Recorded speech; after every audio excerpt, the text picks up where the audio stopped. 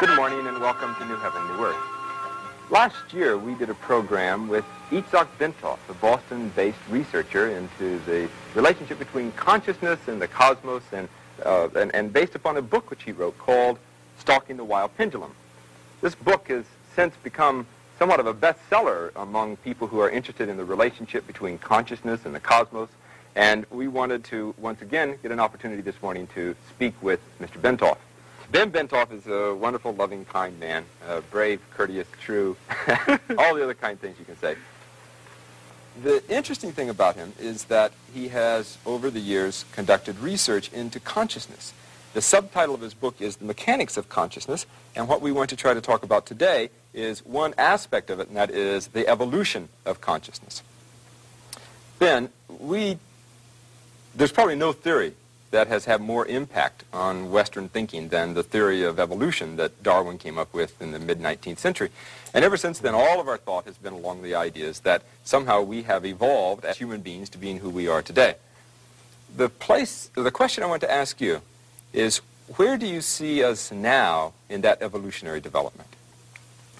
We can say that if we take Darwin's theories as being correct, then we know that we have evolved from the apes towards humans, and now we have finally come to a point where we're humanoid in shape, we have vertical spines, we're reasonably intelligent, we can push buttons on TV, drive cars, etc., etc.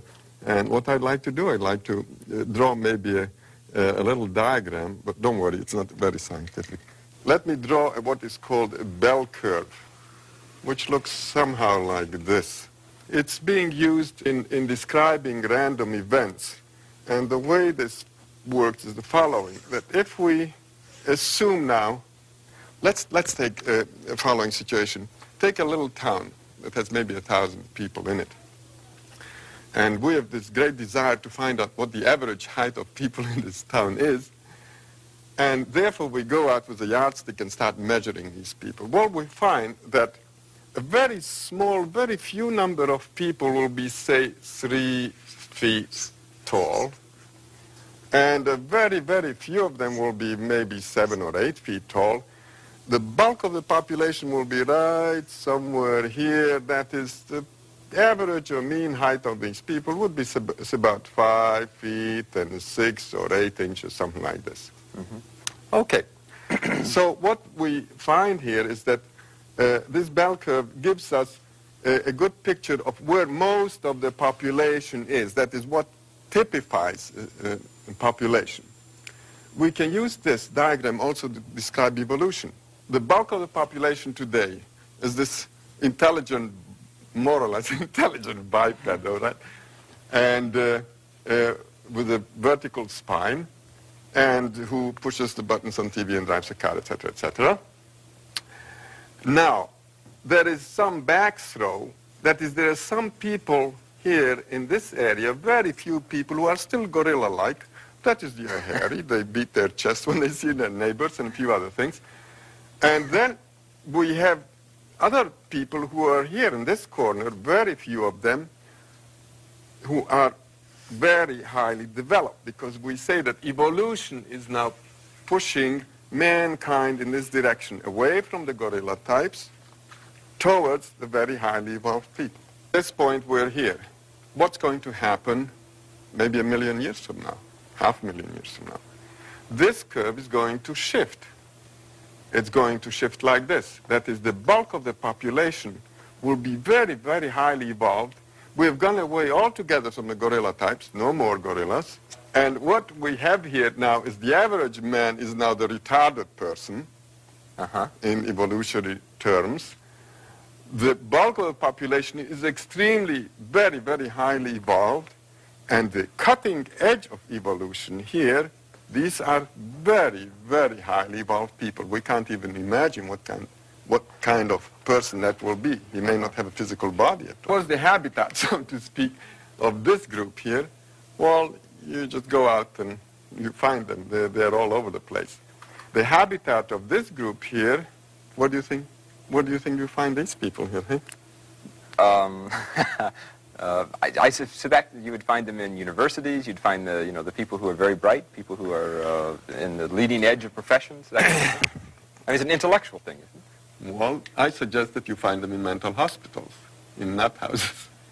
And the reason for that is that these people, they live in a different reality, in a reality which is very changed, and few of them are adapted to live in this reality, so naturally they can't function very well.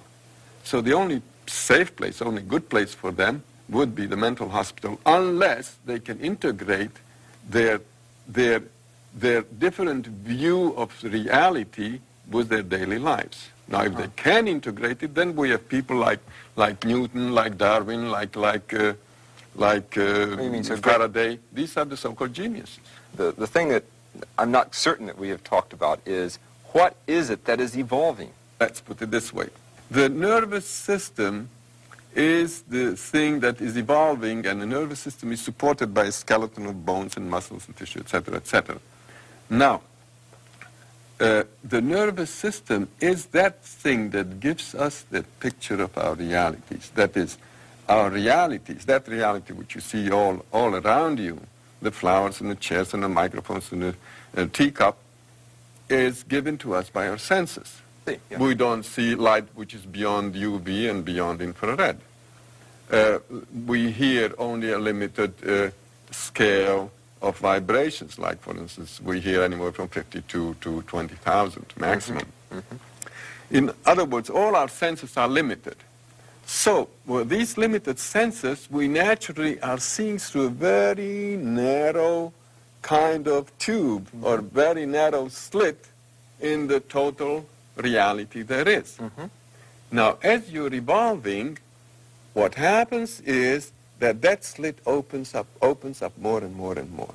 So you see more and more of that reality, and we assume that we see different realities. They're not very different realities, but rather a very extended, broad view of one very large reality. The Bible mentions maybe 4 to 6 colors maximum.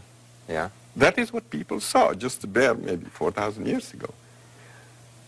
Nowadays, we see hundreds and thousands of colors. That is, our visual system has evolved. Our fellow mammals, like cows and horses, see only black and white. So this is one example of the evolution of the nervous system. The senses are an extension of our nervous system. Our eyes, our ears, etc., are an extension of our brain, so to speak. Okay, so now, before you were talking about the people who were the mutants, either being in the mental hospitals or being geniuses. These are people who have expanded perception, and hence they can see a reality which ordinary people at this stage of evolution are not able to see. Correct. What is the nature of that reality which they're able to see? Well, that is classified as a non-physical reality sometimes. We can take an example. Say, well, let's take a simple example.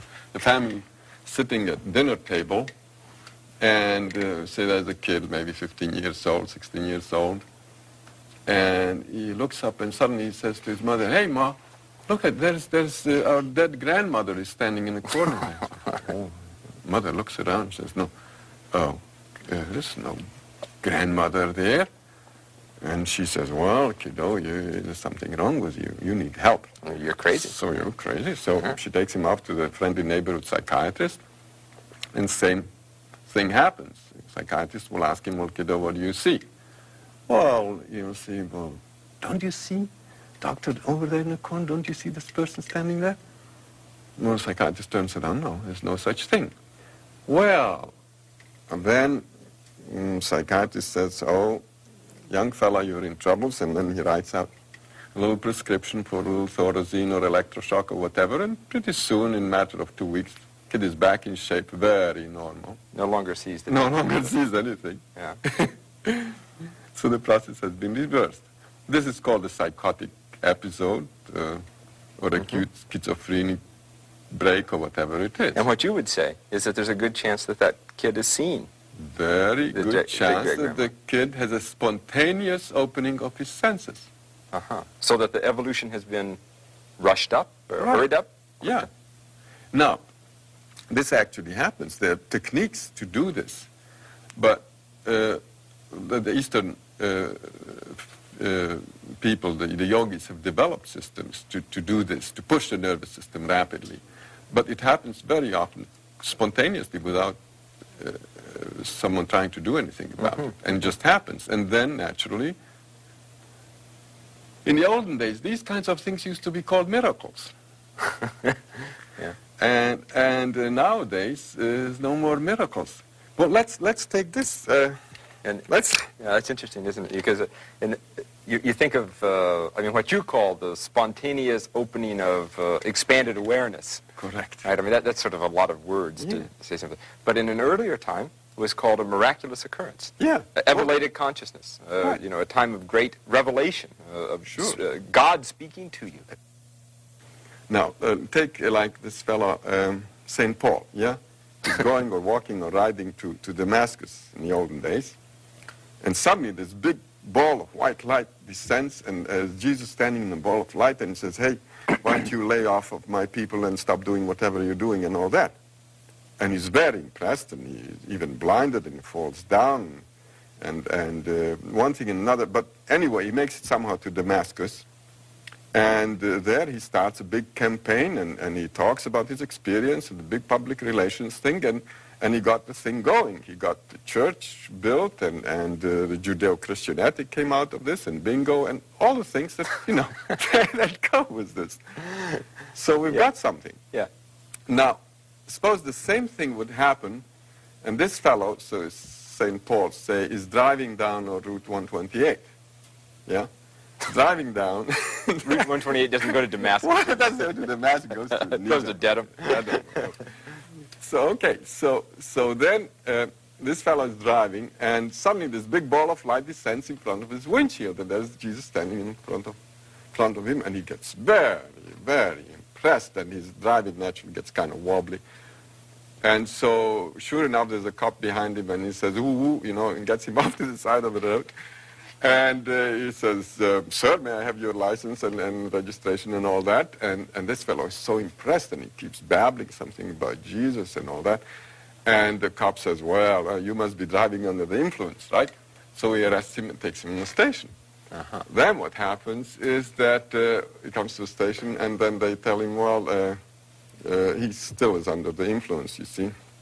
So they call an ambulance and send him off to the mental hospital. So now the reception desk, they interview him, a very short interview, and the guy puts down in the logbook that the fellow came in with an acute psychotic or schizophrenic episode with religious overtones. That's it. And this is what we did to the miracle.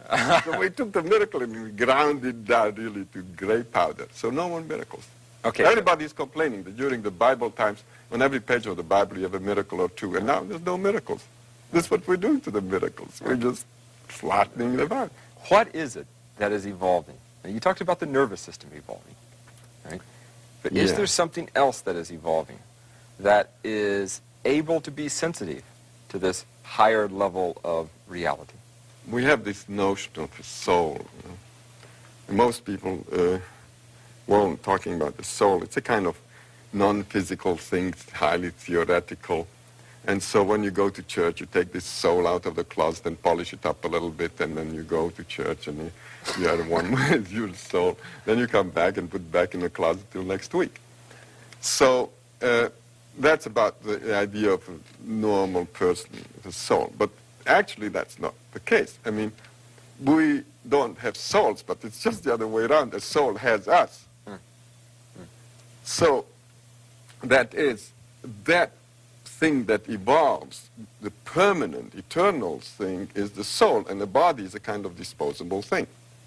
That is, you know, you use a body like a car for 80,000 miles, 100,000 miles, and you junk it, and that's it, you get another one. So it's the driver is the soul who uses the body for a while, and then he runs it into the ground, and he gets another one sooner or later. And so it's the soul which is experiencing evolution, and not our personality, not our physical existences. That is, the soul is the repository of information that we gather during a lifetime.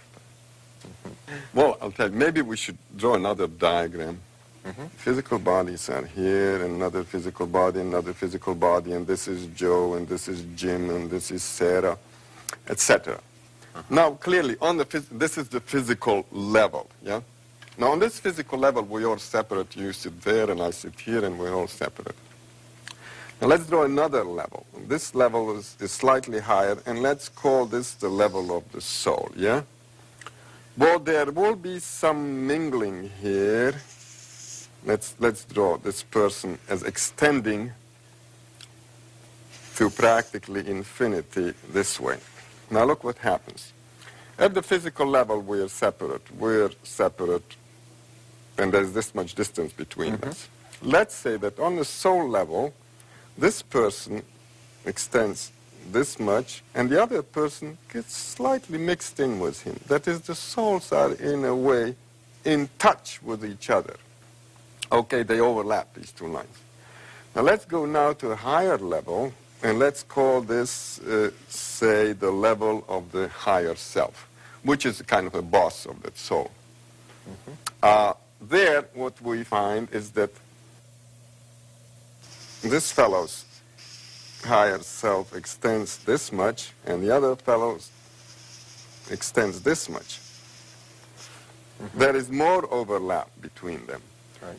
On the very highest level, which is the high spiritual level, we are basically overlapping completely. Everybody is overlapping everybody else. In other words, everything and everyone is everywhere. In other words, we've become omnipresent. This is a state of highly spiritual perfected beings, or gods, you may call them. Okay? Okay, and so that we exist on all of those simultaneously.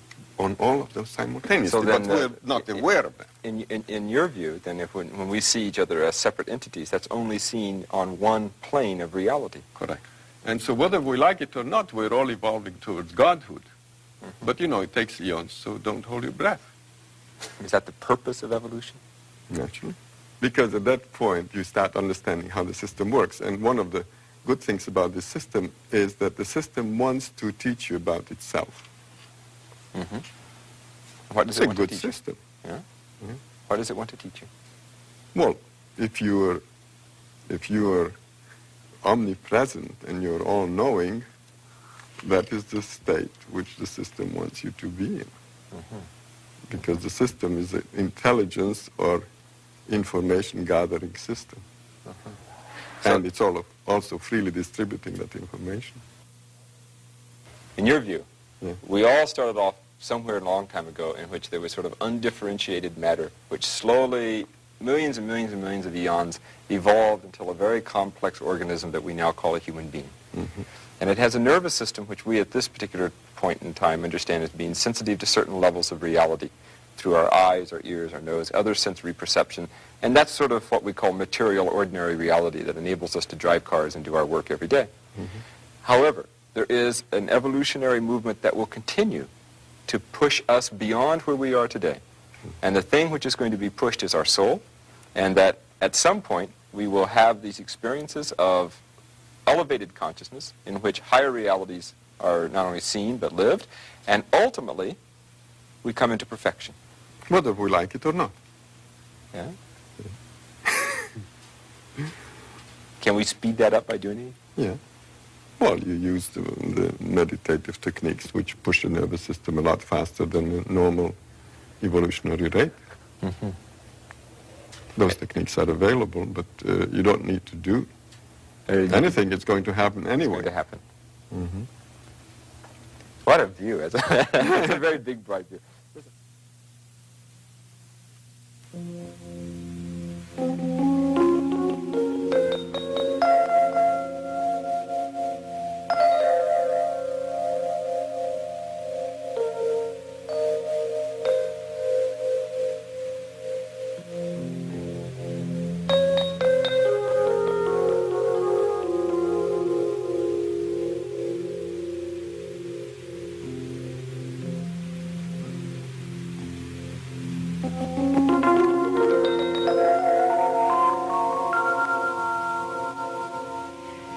His full name was pronounced Itzhak Bentov, But to most people, he was known simply as Ben. Ben would usually start his talks by saying, "Now we will talk about all there is, from atom to cosmos, from humanhood to godhood, no less." And he would talk about the nature of reality and our place in it, and his own model of the universe, and his personal experiences in expanded states of consciousness. And finally, at the end, the ultimate question: who runs the show? Ben had a tremendous sense of humor and a capacity to explain very complex ideas in a very simple and understandable way. And he illustrated his 2 books with his own cartoon-like drawings. Niels Bohr has said, "Some things are so serious that one can only laugh about them." Ben called himself a nuts and bolts man, a plumber. He was trained as a mechanical engineer, and somewhere along the way, he started meditating, and his consciousness opened up, so that reality began to be perceived by him in 2 ways, 2 kinds of knowledge: the linear, scientific, objective knowledge, and the direct, intuitive, inner knowledge of a mystic. And the combination of these 2 gave him a unique and a very unusual perspective on the nature of reality. First of all, he saw reality as a hologram. It's a totality in which every part is related to every other part, and they're all interdependent. And this hologram he perceived as vibratory in nature. In other words, as he said, it's an off and on reality, and we are only part-time here. It's an oscillating field. And it may appear to us as a continuous reality, whereas in fact it's like a film composed of separate frames. He looked at reality as a whole as consciousness itself. Consciousness in the state of evolution, of unfolding itself to know itself. And there is nothing outside it. So that the physical reality, the manifest world, is only another expression of that reality, which is consciousness, or existence itself, aware of itself. And matter is then another expression of consciousness at different levels of evolution, so that one can look at reality as being composed of an innumerable number of levels of reality, each level having its corresponding level of consciousness. And reality is perceived by those who are experiencing it only on the level of their own evolution of the nervous system. The mechanism in the physical body that perceives reality is the nervous system itself. And so, as a biomedical engineer, this is what Ben specialized in, he became interested in studying the effects of changes in consciousness on physiology. And I must say that Ben, whenever he talked about these matters, never claimed this to be any sort of ultimate teaching. He spoke about this as a working model. And he would say, "I speak from my present level of ignorance, because ignorance grows exponentially. The more questions you ask and the more answers you get, the more questions there are to ask. So it's an unending process of unfoldment of consciousness." And Ben saw reality, or I should say reality unfolded itself to him in the form of structure, because he dealt with mechanisms. To someone else, with another background, reality would reveal itself in terms of, let's say, poetic metaphor or vibrations of different sounds to a musician, so that we all are like snowflakes, all similar, yet all different. And the subtitles of his two books actually indicate that reality appeared to him in terms of structure, because the subtitles are on the mechanics of consciousness and on the mechanics of creation. So Ben has designed instruments to study these physiological changes that occur in the body when a certain energy rises through the spine. In the East, it's called Kundalini, or coiled serpent. It rises up the spine and awakens certain energies in the body, which allow perception to become broader, and the brain functions then on a different level. He called it his model of Kundalini. Ben looked at reality as being driven by the force of evolution to infinity as consciousness unfolds itself. So in this graph, this arrow would represent the energy of evolution. And the bell curve, so-called, is a method to show graphically statistical data. And if the peak of this curve represents the average level of consciousness of humanity now, and the lower end of it shows the lowest level of consciousness, let's say the mafia types, as he used to put it, then the cutting edge here, the highest edge, would be individuals such as Einstein or Leonardo da Vinci. Now, as evolution pushes this ahead, some years from now, this bell curve will assume this position. So what will happen? That the average consciousness will be where the advanced consciousness is today. The low level will be where the average is today. And the high consciousness of humanity at that time will be something that we can hardly imagine. Because as he used to say, the potential of the human nervous system is enormous. And we really don't know where it's taking us, from humanhood to godhood. And this chart shows an experiment that he did with a subject sitting on a chair that had a device attached to it called ballistograph. And the ballistograph is something that picks up micro vibrations of the body. So the large curve that you see reflects the motion up and down of the subject as the breathing occurs. And then the small wiggly lines superimposed on that indicate the heartbeat. The lower part of the chart shows the same individual in a state of deep meditation, which also means deep relaxation. And look what happened. The breathing is practically gone. It's a straight line. And what was a disrupted pattern of the heartbeat has turned into a regular sine wave.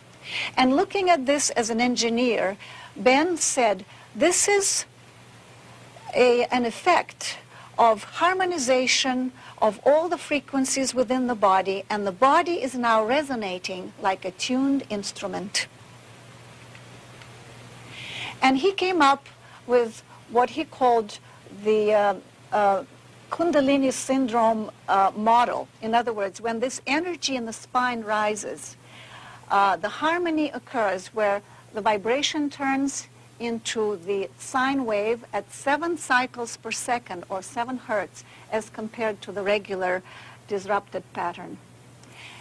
And as an engineer, he looked at the body in terms of vibrating systems or oscillators.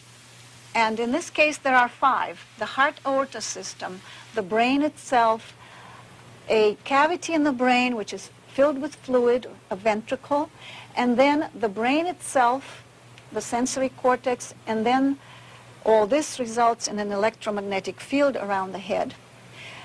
A system which comes into harmony within itself becomes more powerful than others, and it will entrain, this is another term he used, it will entrain or pull after itself a system that is out of harmony. So once this oscillator or resonating system comes into harmony, it will trigger the rest one after the other. It's a domino effect. So as the heart pumps blood through the aorta, and he called the aorta the biggest plumbing in the body. So it's a tremendous impact on the body, and it shakes the body so that it vibrates. It hits the bifurcation into the legs, and a certain plane wave is reflected up. The next pulse comes down, and the plane wave and the pulse clash, and it creates a disruption in the body.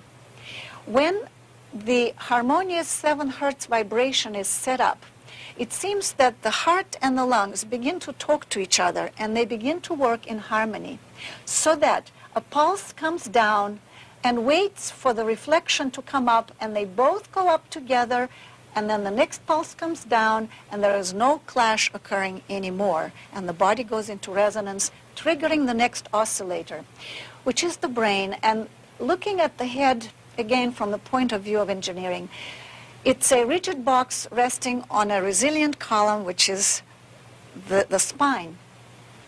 What happens is, as the body goes up and down, the skull is vibrated, and the brain, which is a gel-like substance, is floating in a fluid, the cerebrospinal fluid, so that each time the body goes up, it's hitting the skull and then goes down, and so up and down it goes, and it creates a plane wave within the brain. The brain has a characteristic called piezoelectric, which means that when it's stimulated mechanically, it develops an electromagnetic field around it, which is this field right here eventually.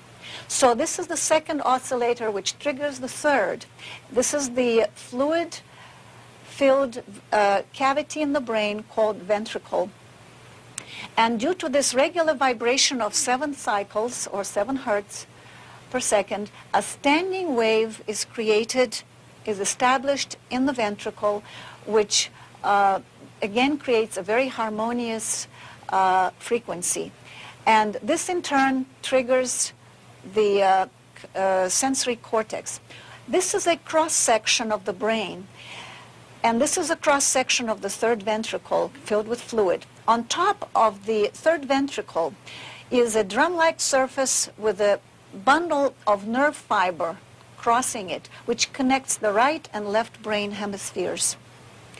And this is very important, because as the fluid vibrates harmoniously, it activates this nerve fiber, and it harmonizes the 2 brain hemispheres. And we know that consciousness opens up when the synchronization of the functioning of the 2 hemispheres occurs. And then a certain current is established in the sensory cortex in the lobe of the brain. And as I said before, all this results in an electromagnetic field around the head, so that the head actually becomes an antenna capable of sending out and receiving information which it could not do otherwise. And in that state, higher perceptions become possible. And this was Ben's theory, that through the mechanism of Kundalini and the resonant state of the body, higher perceptions become available. This is an illustration of the sympathetic resonance, how those oscillators trigger each other. If you pluck the strings of this violin, then the strings on this one will resonate without being touched.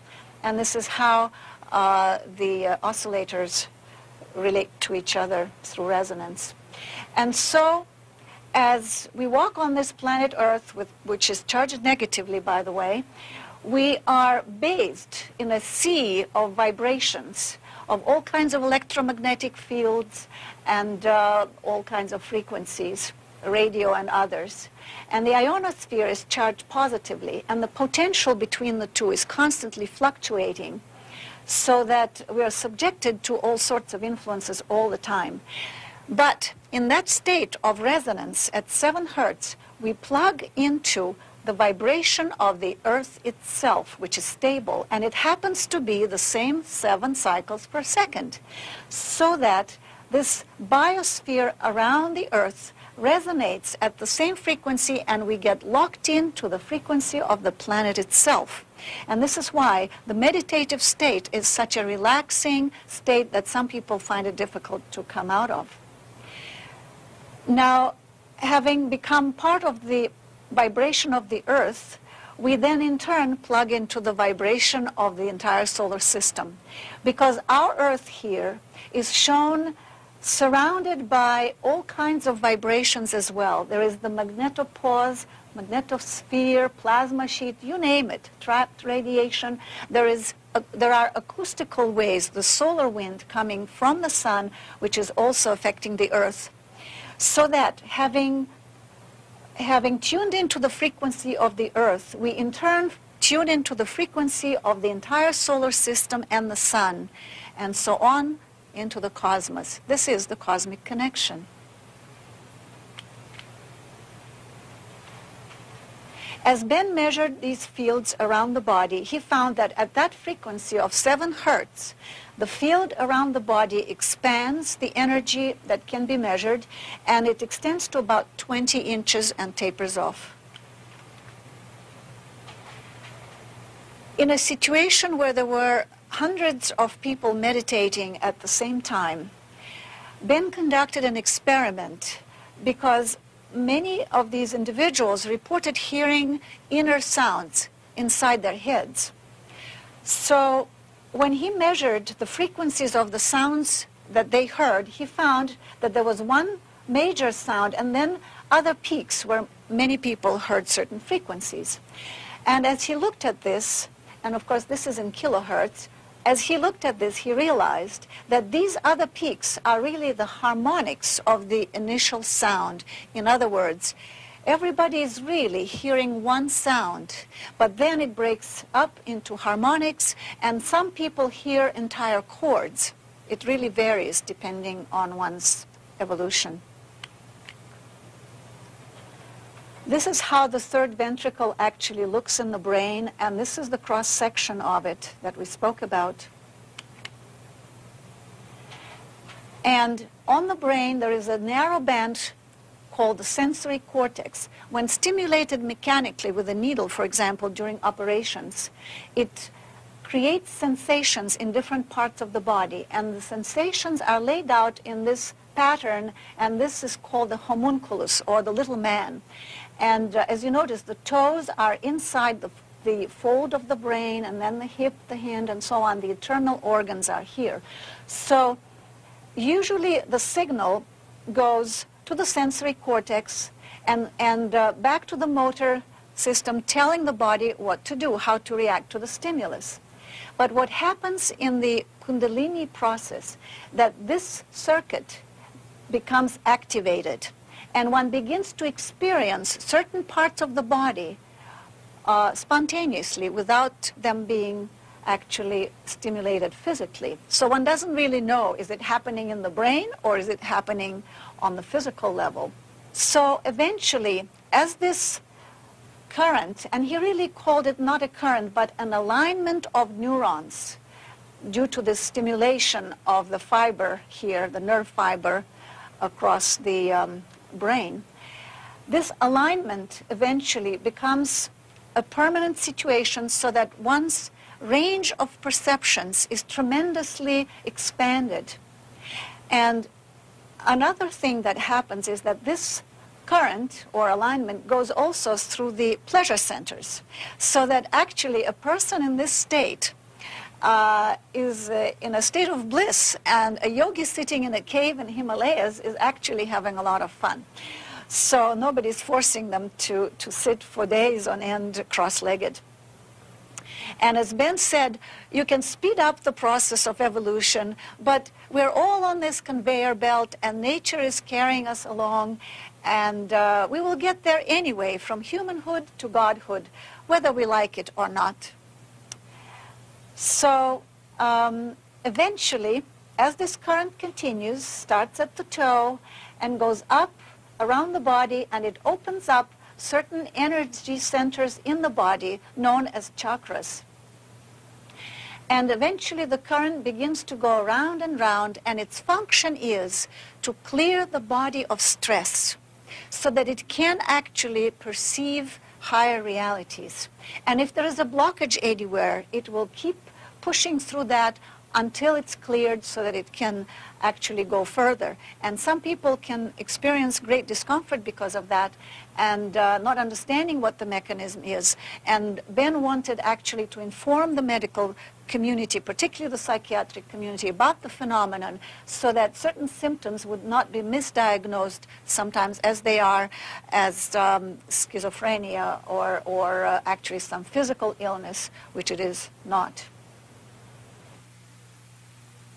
Certainly this mechanism and this phenomenon was known in antiquity, and this pharaoh is saying, my status symbol is this, that my kundalini has risen to the center in the forehead.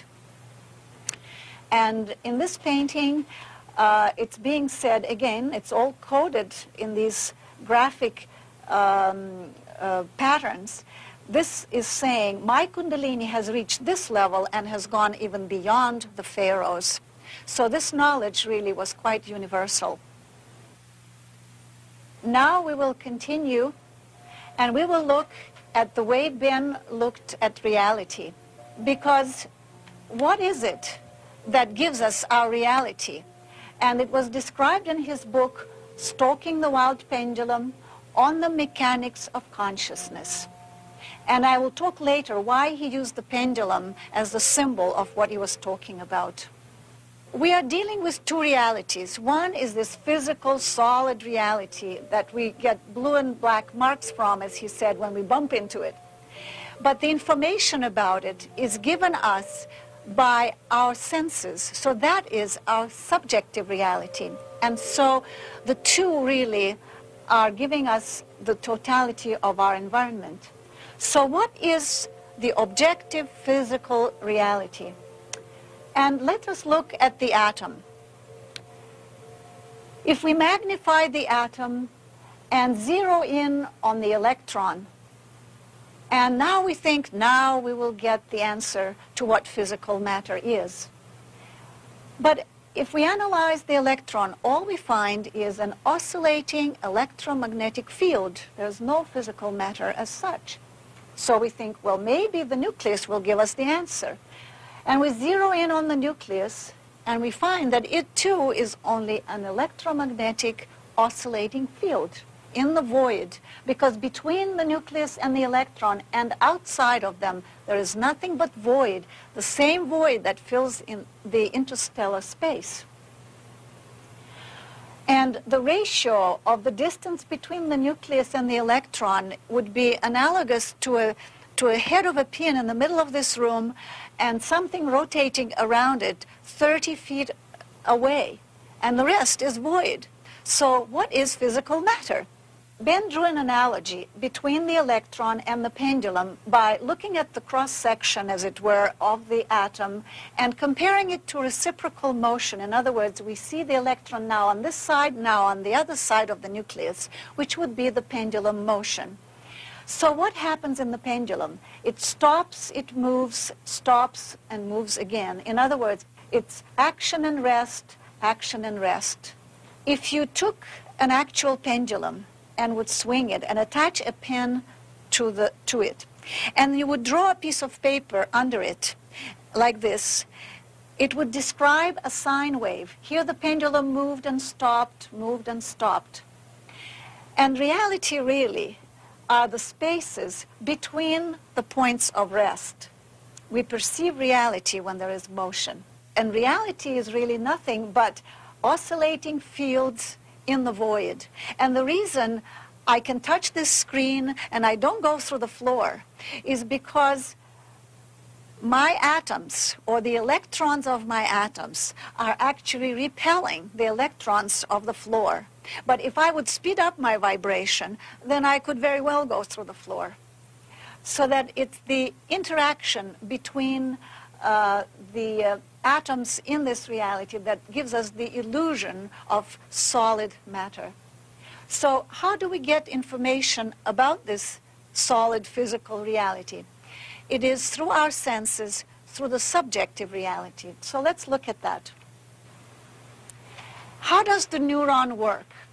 if this is a neuron, and this is the baseline when the neuron is at rest, when it's stimulated by something, and it doesn't care whether it's a loud noise or a bright light, it simply says, ouch, I'm being disturbed. So the more such spikes you have on the baseline, the more intense the stimulus. But somehow through a miracle of our physiology, our brain can construct our reality out of these spikes that simply indicate a stimulation of the nervous system. And we see beautiful flowers and animals and the sky and so forth. And as we know, our senses are very inadequate. They're very limited and imperfect. Even bees, for example, can perceive ultraviolet light, and dogs can hear the ultrasonic. So that we see reality through our senses only through a very narrow slot. And the rest is really unknown to us. And so we're looking at the physical objective reality, which is oscillating, as we saw, through another system, our subjective reality through our nervous system, which also perceives it through action, rest and action and rest and action and rest. So one oscillating system is looking at another oscillating system, and the picture is very blurred indeed. We can extend our realities through instruments, telescopes and microscopes, but in the final analysis, it is only our senses that give us the knowledge. So our subjective reality then is the sum of impressions conveyed by our senses, coded in periods of action and rest, which are oscillating electrical states of the nervous system. And we're constantly comparing one thing to another. Otherwise, we would not perceive reality. For example, if the muscle of the eye is anesthetized, then we do not see anything, because the eye needs to scan all the time in order to see something. So, both realities become real due to a change occurring between two states of rest. When there is change, there is motion, and when there is no change and a total state of rest, then reality, as far as we are concerned, disappears because we cannot perceive it. So let's look at the overall picture. Here's the atom, and it can be represented as a sine wave of motion and rest, which is analogous to the motion of the pendulum. Now, let us take a hypothetical situation where we are taking a wavelength, let's say a red photon, which has a very large amplitude. The distances between the points of rest are very far apart. And then we take the same, let's say 1 inch, in other words, the same unit of frequencies, and we speed them up so that within the same length we have maybe more ups and downs, and let's say it's a violet photon, and then the points of rest get a little closer together, but we get more of them within that span. Then we speed it up even more, let's say the gamma rays or X-rays, and we see that we get even more spikes and or waves, and they get even closer together. Now, let us imagine a hypothetical situation where the speed has become so fast that it's become infinite. At infinite speed, there will be no more oscillation, and the points of rest will in fact overlap, and you would get a straight line. Now, what kind of state would that be? First of all, we see that it's a paradox because the infinite speed now has become total rest. We could probably call it the state of the absolute. It's the source out of which all the frequencies arise. And it will also have the maximum energy. All energy is in it, but it's all in a potential state. And when it begins to vibrate, then it creates all these different frequencies which begin to interact, as we saw before, creating our reality. So one could summarize this by saying the absolute is the point where extremes merge, and a state of rest implies infinite speed. In fact, they become one and the same. And this state, the absolute state, is the substrate for all reality which emerges out of it. In particle physics, there is a principle of uncertainty which was formulated by Heisenberg, and it says, when the momentum or the speed of a particle is known, its position becomes unknowable. The more we know about one, the less we know about the other. Applied to the pendulum, what does it give us? When the pendulum stops before it reverses direction, we do know its speed because it's 0. And then it stops again and we know its speed again. So that means that at those points, its location becomes unknowable. And as Ben said, it can be found anywhere in the universe. That is, it becomes the universe. It fills all creation. It is everywhere.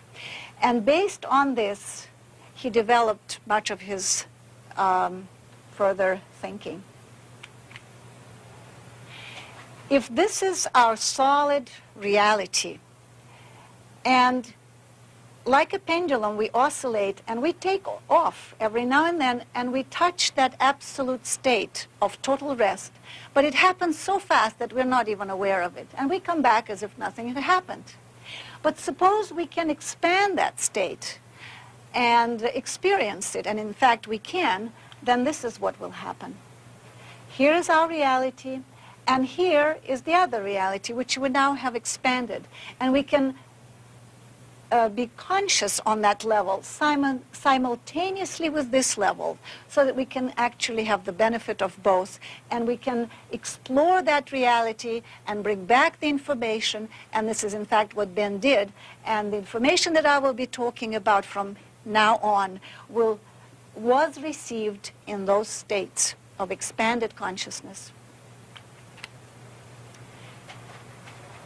Usually in those states of expanded consciousness, there is a different perception of time. People who come out of those states usually say, time has stopped, or at least it's slowed down.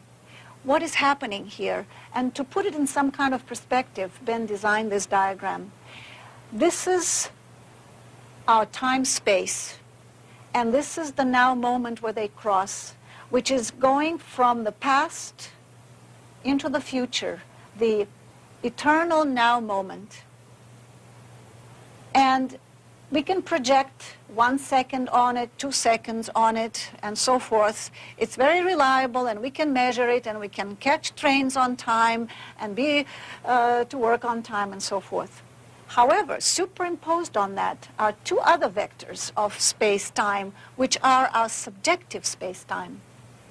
And usually they overlap, and we don't even know the difference. But in altered states of consciousness, there is a deviation. And by altered states, we can mean sleep or meditation or those deep altered states. And the angle of deviation actually determines the depth of that state. And look what happens. If we project 1 second, we see that now in this position of the subjective time, we have 2 seconds for 1 objective second, which means that our time has already doubled. Now visualize the situation where the subjective time tilts more and more and more, where it practically becomes parallel with objective space. And this is what it would look like. Our subjective time is now overlapping objective space. What kind of situation would that be?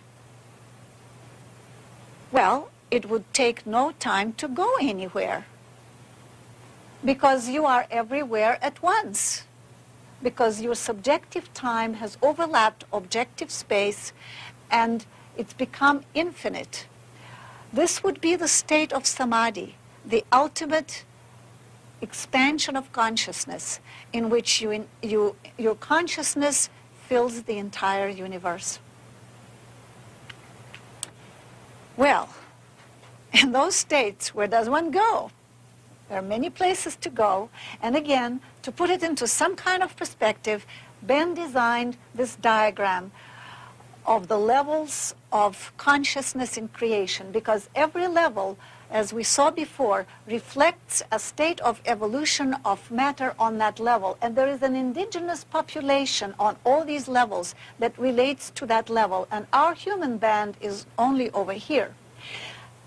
So he looked at consciousness in its totality. If this vector here represents the quality of consciousness, this one represents the quantity of consciousness, or the capacity of a nervous system to react to stimuli. So here we put the atom, the virus, the plant, and an animal, and finally a human being. So this is where we are in the range of things, and there are many other levels above, and of course it's all going towards the ultimate state of the absolute that we talked about before, and they're all contained within it. Consciousness is modular. A larger consciousness contains a lesser consciousness. We also see here these curves, and these are called energy exchange curves, and they peak in the middle of each band, which means that the interaction with the environment here is the highest.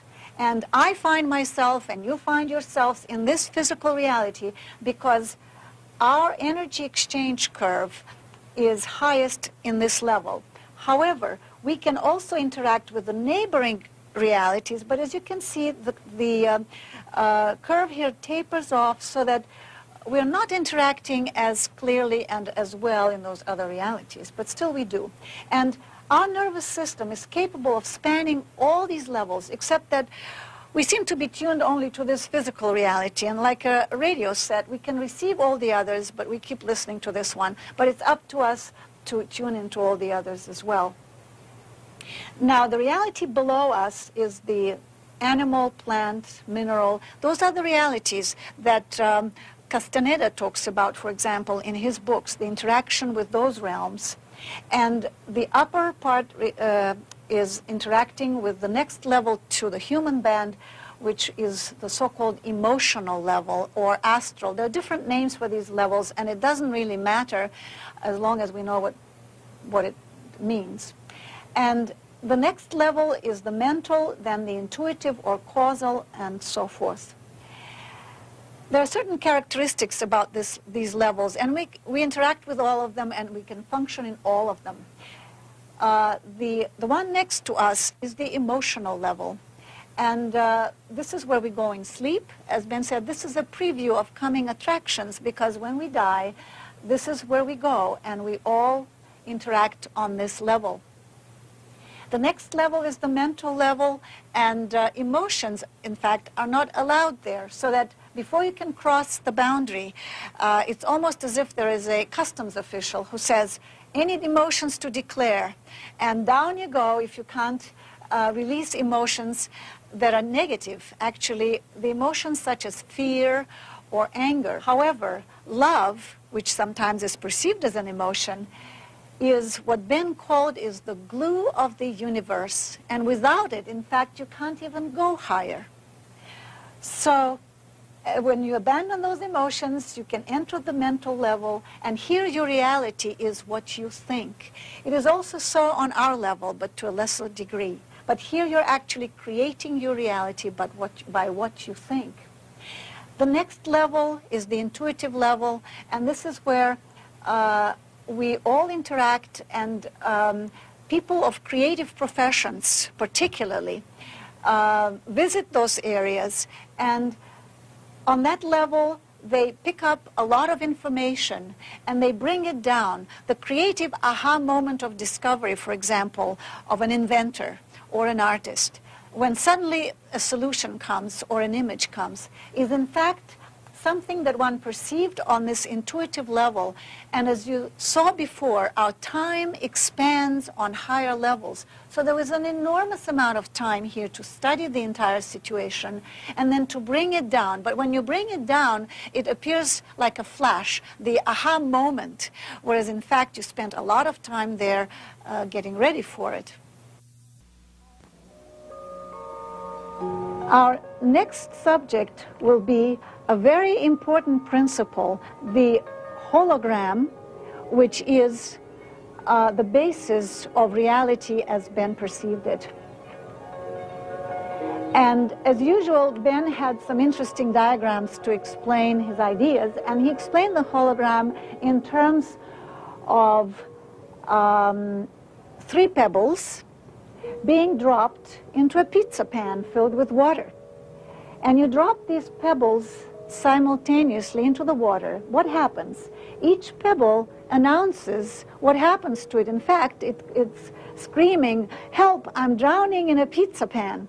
So it sends out these wavelets that reach every point on the surface of this water. And every pebble does that. So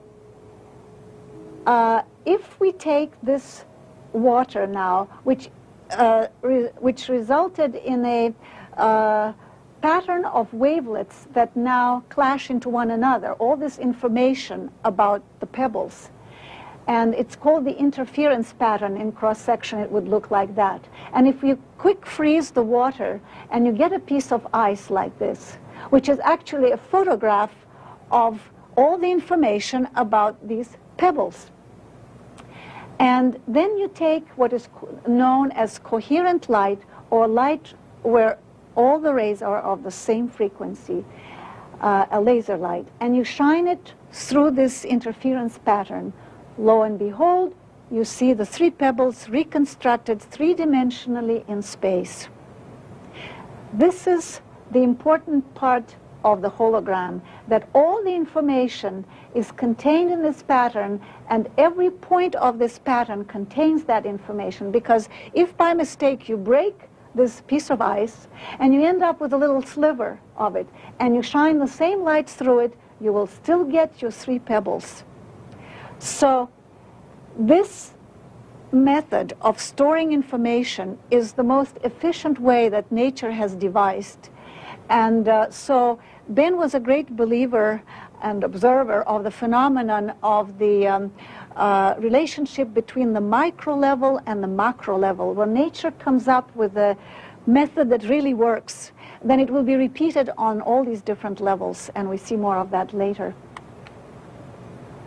This is an actual photograph, if you can see it, of waves interacting with each other, creating this moire pattern of waves. It will actually look something like that. And here, if you shine this coherent light, the 3-dimensional object gets reconstructed. Now, if instead of those 3 pebbles, we substitute 3 individuals, because we, like the pebbles, are constantly sending out information about ourselves in a variety of ways. And all these fields are interacting, creating a hologram, an interference pattern, and you could say that human consciousness is one big hologram of information about humanity as a whole.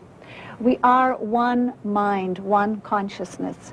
And of course, the implications of this are stupendous, because if we realize that everything that we do, that we think, affects not only us, but everyone else, and not only everyone else in humanity, but it also goes beyond the boundaries of our planet. And another way of looking at this would be to see these 3 pebbles, or 3 separate individuals who feel themselves so isolated on this physical level. But if these lines here indicate ever-widening consciousness, we notice that on these higher levels, we begin to interact. So these 2 are interacting here, these 2 here, but all 3 are interacting on the next level. And if you visualize humanity being composed of these separate dots and billions of us, then on the highest level, we are all interacting and we are all one. And of course, you can look at it in reverse, that here's human consciousness, all one, and it sort of percolates down or dribbles down into these separate units, and we all think that we are so separate. And as we interact, we entrain each other. As we saw before, there is a principle of resonance and of entrainment or rhythm communication. In other words, a consciousness that has done its homework. This is a teacher, a guru, who has advanced somewhat beyond the others. Then his energy, his consciousness will be more coherent, it will be more harmonious, and like those oscillators that we looked at, it will entrain and pull after itself consciousnesses that are less evolved. So now in this next section, we will be looking at the model of the universe that Ben came up with as a result of his personal experience. But before that, we will look at the model of the universe according to the Big Bang theory as postulated by Gamow.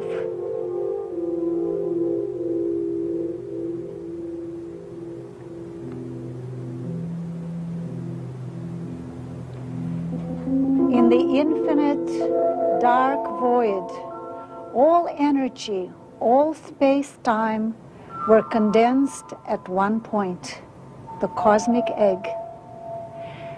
And this cosmic egg, for a reason we'll never know, exploded. And it exploded evenly in all directions, and the energy went out in the form of light radiation, photons. Gradually, stable particles were formed, protons, neutrons, and gases began to form. Helium and hydrogen gas were formed. And the gases condensed into stars with heavier elements forming in their cores. And the stars were condensing into galaxies, into clusters of spiral and other galaxies. And as the stars aged, they turned into red giants. And in dying, they would explode, scattering cosmic dust through the universe. And this cosmic dust containing heavier elements would condense again into clouds and new stars and planets.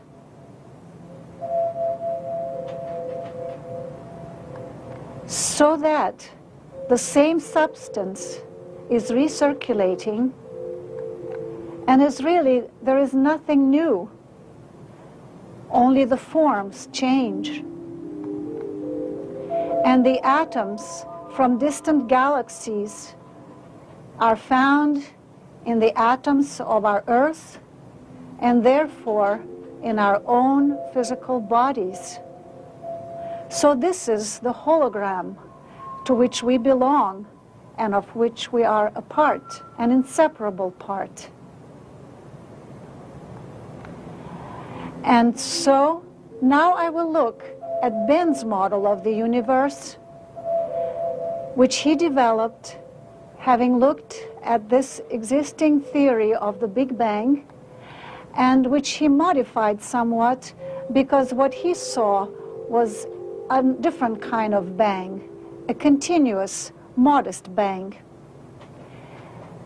In the 60s, new celestial bodies were discovered, and they were called quasars. These were radio galaxies of enormous size, the oldest galaxies, the oldest celestial bodies ever observed. And many of them showed a jet emerging from the center and shooting out. These galaxies are the most distant objects ever observed in the universe, and they're the fastest object moving. Here we see the jet emerging. And as I mentioned before, Ben was a great believer in the analogy of the micro level reflecting the macro level. And based on the evidence produced by the quasars, he came up with this model of the universe.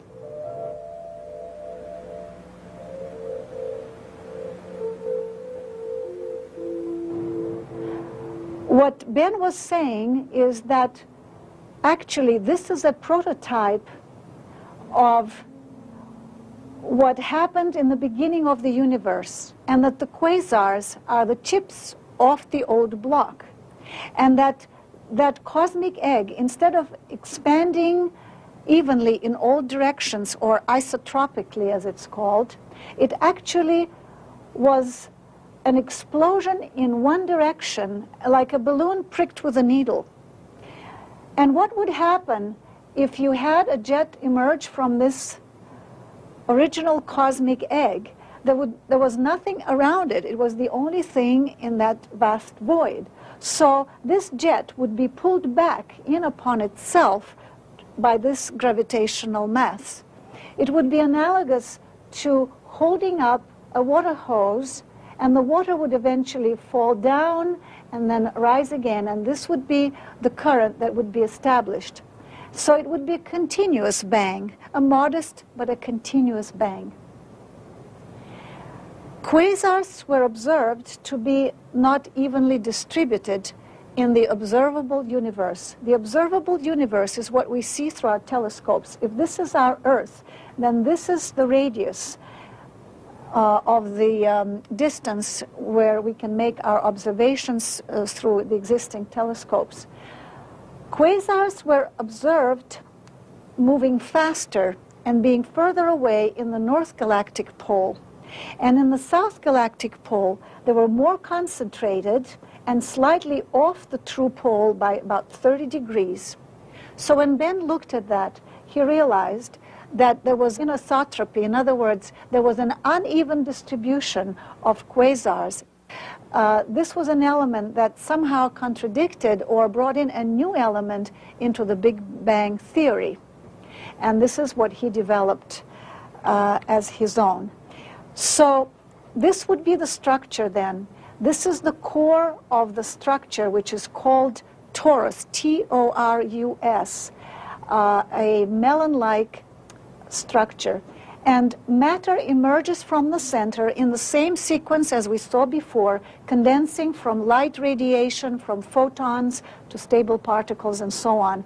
Then it expands, and visualize this as a three-dimensional form, goes around and gets pulled back in upon itself into the black hole. This is a white hole and a black hole back to back.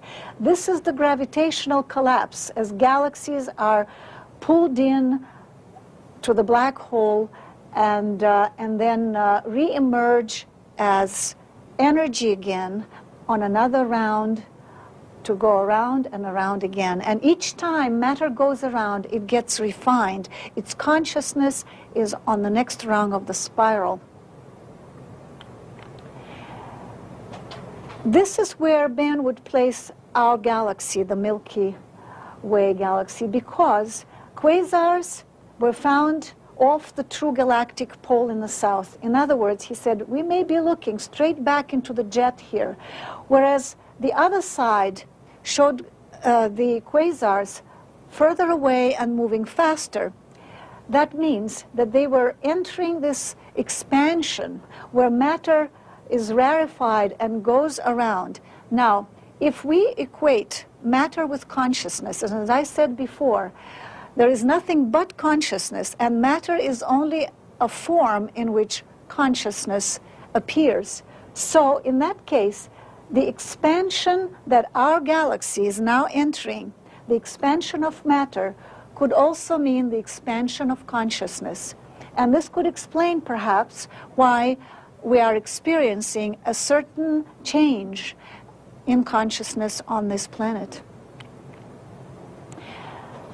This would be the core of that torus structure. The white hole through which energy emerges, condenses, becomes matter, goes around, gets pulled back into the black hole. And between them is what might be called the singularity point. In physics, it's a situation where laws no longer apply. And here, a transmutation occurs of matter that has condensed to an extreme, and it becomes energy again to re-emerge as a new universe. So one could say that there are several phases to this trip of matter around the torus. Phase one, from energy to matter through expansion. The ultimate expansion is at this point. Then there is condensation and finally a gravitational collapse where the gravitational pull is such that even photons can't escape to tell the story. That's why it's a black hole. As you recall, we talked about the interference pattern of information, which is the hologram. Remember that every speck of matter on the surface of this torus is sending out information about itself. Our galaxy does, and so does a galaxy and many other galaxies which have gone ahead of us. So that the information that is being sent out gets interwoven into one web of information about the entire structure. This is the information that one can tap in those higher states of consciousness and in fact enter the knowledge that's available about the entire structure, because we are a part of this hologram, that little sliver that still retains some of that information, and by tuning into the totality of the hologram, we can have the information about every part of it, and that's exactly what Ben did.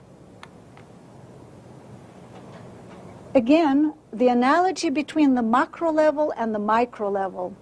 This is very similar to the ordinary chicken egg in shape.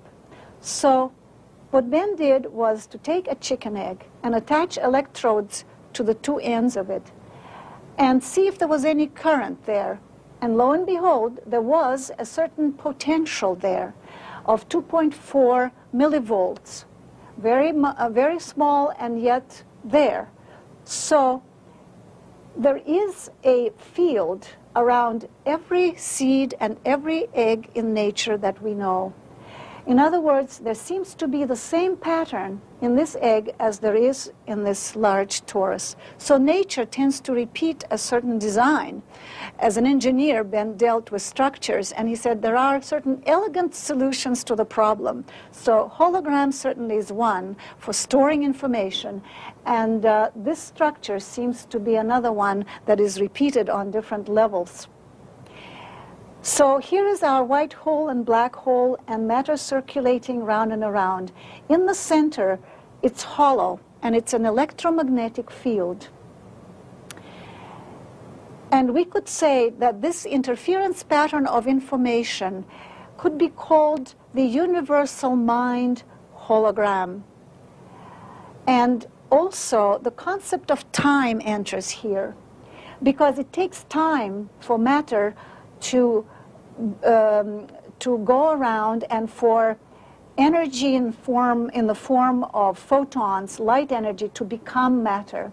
So time becomes a factor of distance of energy as it issues from the white hole and goes around, because time exists when there is motion and where there is mass. So that this is linear time from here to there, one round. This is the birth of time, and this is the death of time. But seen from outside, as we are looking at it now, from another dimension, we see that this is a continuum. And we're looking at it from perhaps an eternal point of view, so that this linear time is a very limited phenomenon. in the scheme of things.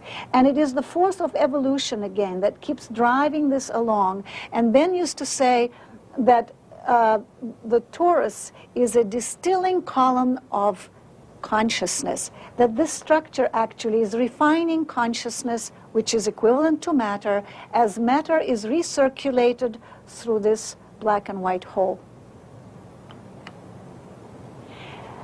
There is a field like that around the human body, and the different frequencies interact, creating nodes. And also, medicine is moving into a new field, new energy medicine or vibrational medicine. The body is seen as a field of interacting electromagnetic or electric fields. And a new medicine is really emerging. So now we will look at Ben's personal experience through those higher levels of creation. And these he described in his book, which he called A Cosmic Book on the Mechanics of Creation. As I said before, he saw things in terms of structure. So, on that journey into the expanded states of consciousness, it's like a guided tour. You can ask questions and you get answers, and once you understand and you say, okay, I got it, the slide changes, the page is turned, and you're shown new things. So he asked, well, I've seen that model of the universe. In fact, he did perceive it in an expanded state. And then he started figuring out what it's all about. So having seen it, he said, well, it looks like a bounded structure. There must be something beyond it. I want to know. The moment the question is asked, his consciousness finds itself in this vastness of the infinite void. And the process is shown and explained to him. In the vastness of the dark void, a certain part becomes activated. This is where action will take place. And a light describes a certain territory. He called it proto-matter.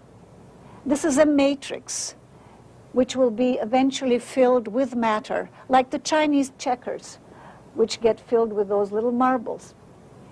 And this field begins to polarize. As we saw before, the field, the ultimate field of the absolute, which the void is reconciling the opposites. So the opposites of the plus and minus are together. So they begin to separate, and it's like unscrambling scrambled eggs.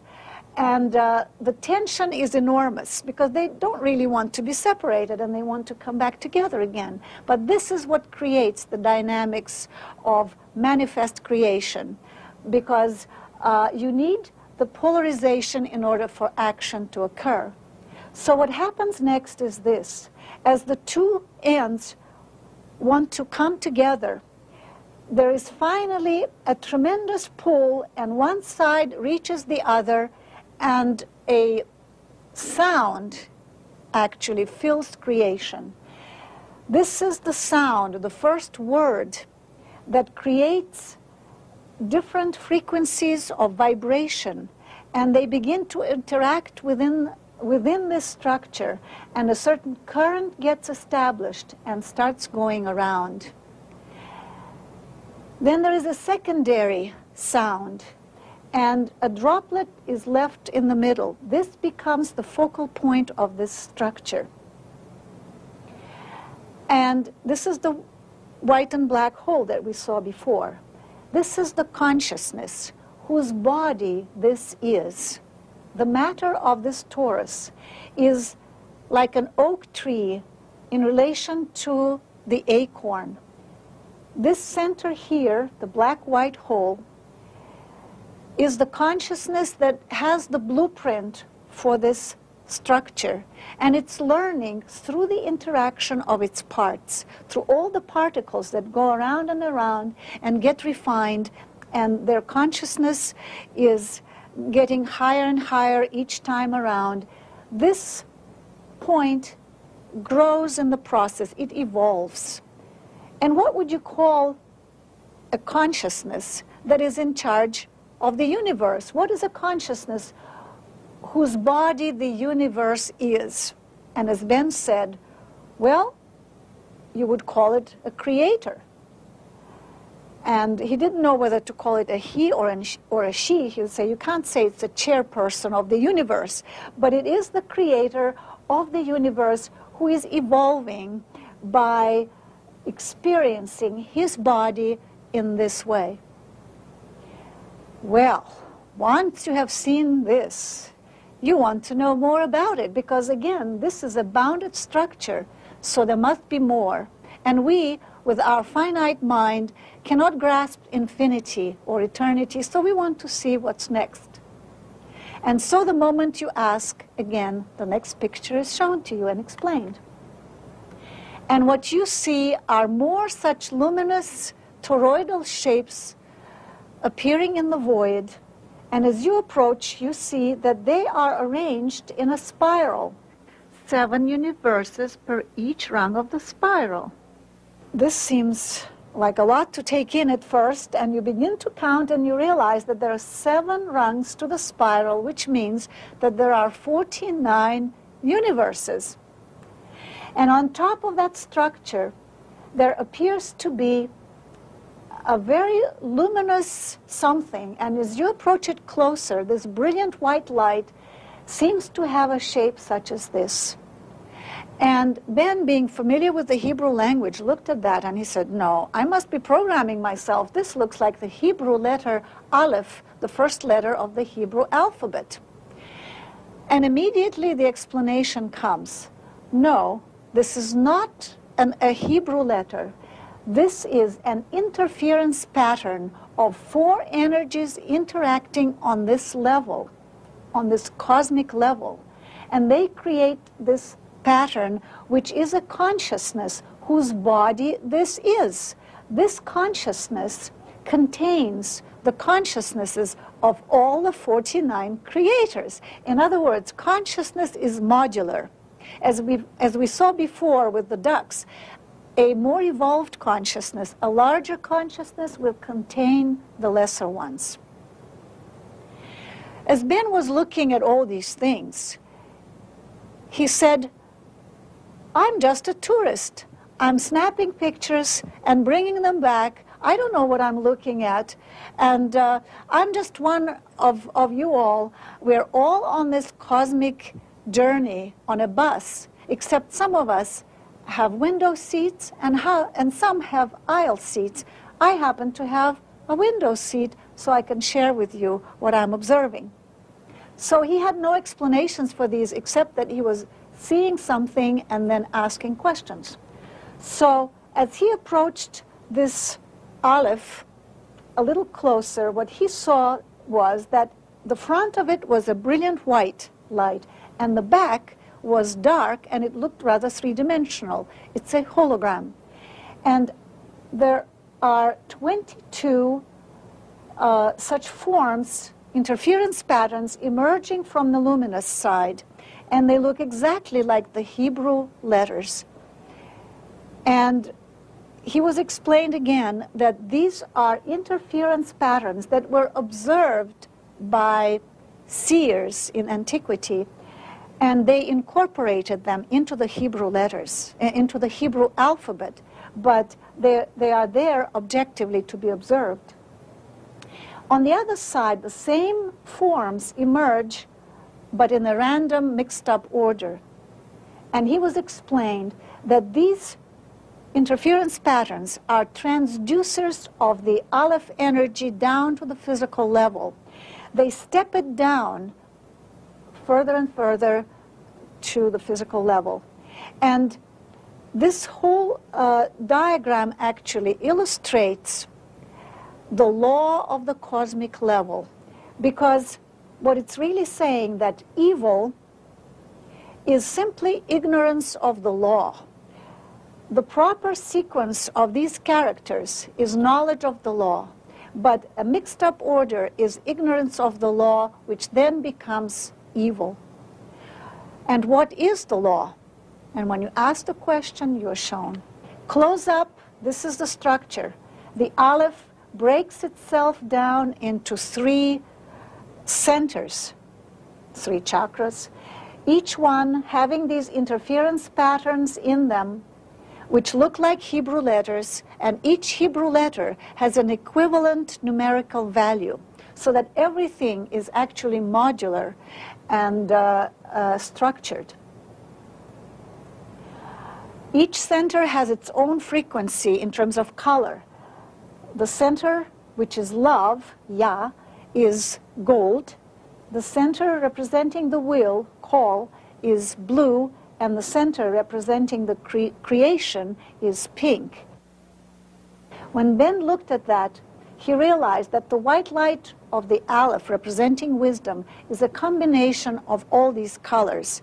And these are actually frequencies active on that level which create these holograms. Now the law that we talked about before, the cosmic law operative on this level, is interpreted in a very ingenious way. These characters, which then became the Hebrew language, can be read in different directions and mean opposite things. If you read from left to right, it reads Heilech, which means go, or it's a green light. In other words, you can act safely if you act from love towards will. But if you act from will to love, self-will, before you know love, then it reads klaya. And in Hebrew it means destruction or extinction. So that is the cosmic law. The cosmic law is love, and the ignorance of the cosmic law then causes destruction.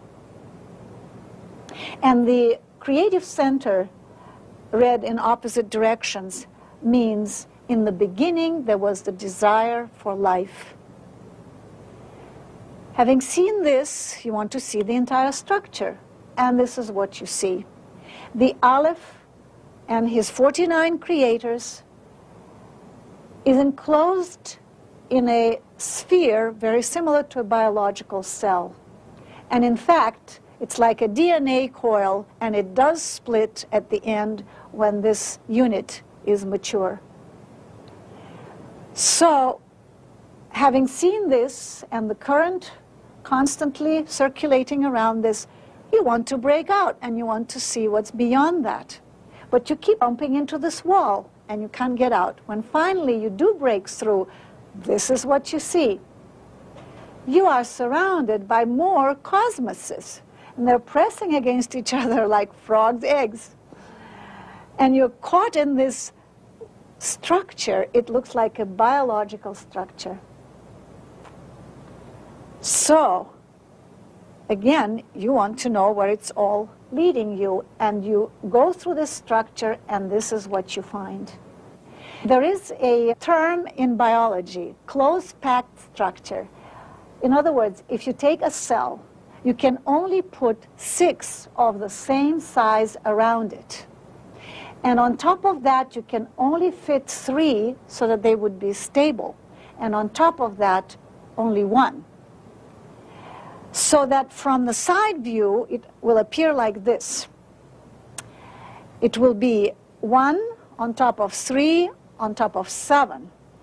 And it will look like a pyramid with a triangular side on all sides, which is called tetrahedron.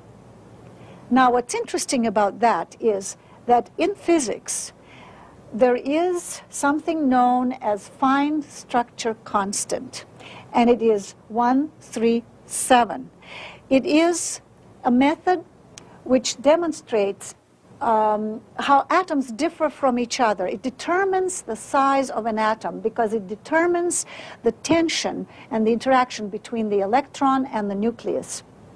So it's interesting to note that the first stable structure on the cosmic level is a tetrahedron, and we, on our physical plane here on Earth, have the diamond, which is the strongest substance we know, and it has a tetrahedral molecular structure.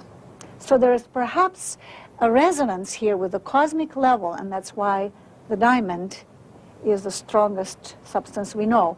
And then these units of tetrahedrons form modules of two such tetrahedrons joined together, and this is how that field of cosmoses, the frog's eggs, is formed. Once you break out of that soup of cosmoses, you discover that they are contained in turn in a yet larger sphere, so that one structure is within another. And as you examine it closer, you see that in the center of this, perhaps you should call it supercosmos, there is a hollow. And inside that, cosmos shells are being formed, and they emerge from that and evolve towards the surface. Whereas the Aleph's spiral has all those universes on the spiral evolving up towards the Aleph. So here, the cosmoses in turn evolve towards the surface of the supercosmos. And the mature cosmoses then emerge on the outside. They begin to cluster together and form a new supercosmos, and they kind of elbow their way in, pushing the other ones aside. And you see that this is a growing, almost biological structure. Now, on every level of these structures that you perceive, there is a consciousness in charge. The Aleph was in charge of the cosmos. And here on the level of the supercosmos, this form appears. And in order for you to know that it's a consciousness that you can interact with, a face or a likeness of a face will appear in it and say, I can talk to you. And in order to understand what it's saying, you merge with it, and then you begin to understand a little more about that level.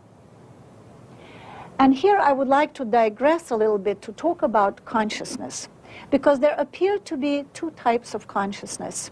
One that is the consciousness of the structure itself, and the other that uses that structure as a temporary dwelling.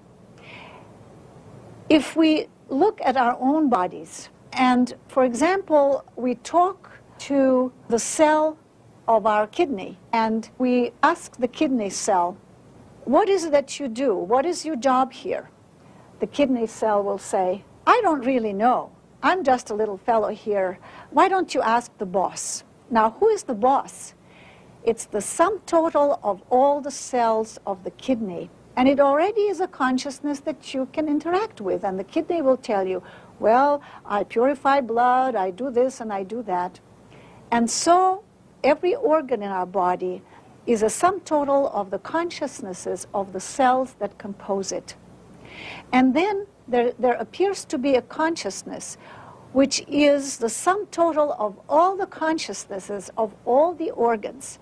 And you could say that it's perhaps a rudimentary consciousness, if you can call it that, of the body. It runs the body when it is unconscious. In other words, the other consciousness is away. When you sleep, when you are under anesthesia, there's somebody running your body. Somebody is breathing, the lungs know what they're doing, the heart continues to pump blood. It is conscious, and it's unrelated to the consciousness that is temporarily away. So the same thing happens on every level.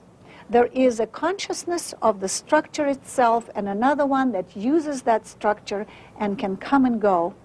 So we can also say the same thing about our Earth, for example. It's a conscious being, and there is a consciousness that runs the planet. Its electromagnetic field, its temperature, its currents, and other things, the ecology of the planet.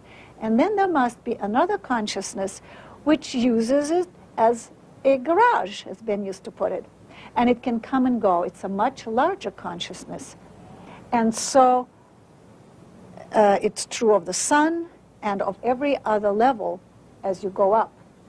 So Ben perceived these consciousnesses as abstract forms that would appear on different levels, and they would communicate with you, and you can learn from them. We saw this on the supercosmic level.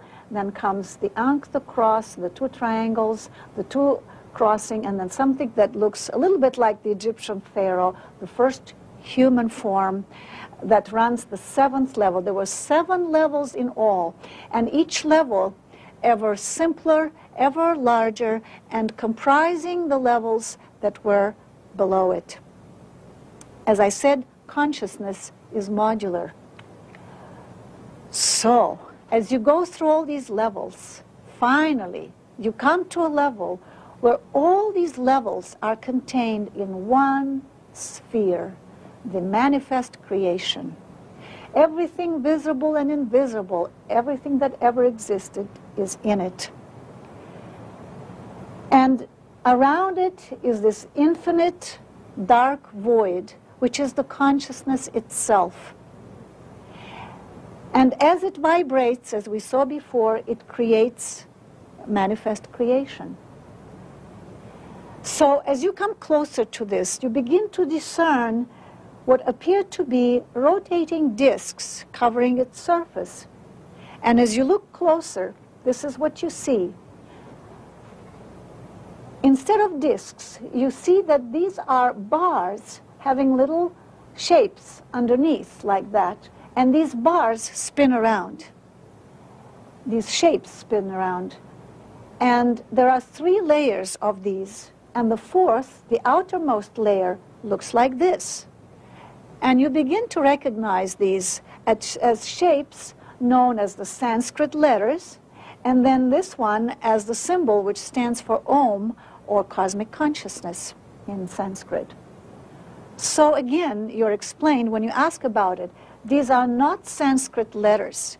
These are holograms, interference patterns that are active on that level, and they were perceived by the seers and incorporated into the Sanskrit alphabet.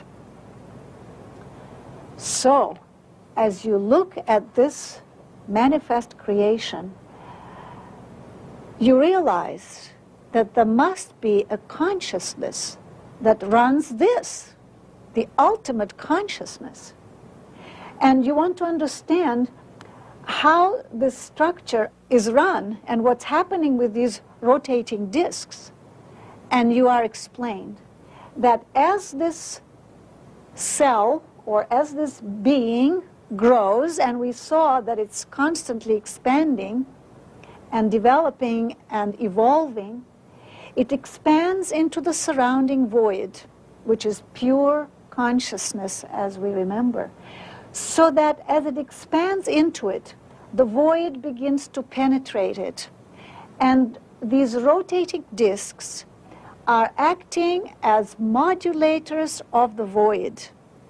And by rotating, they create a sound, the word of creation, which then begins to interact within itself.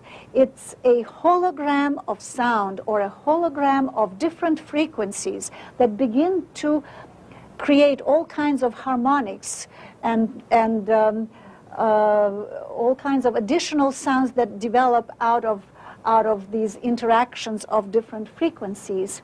And so the whole thing is forever evolving.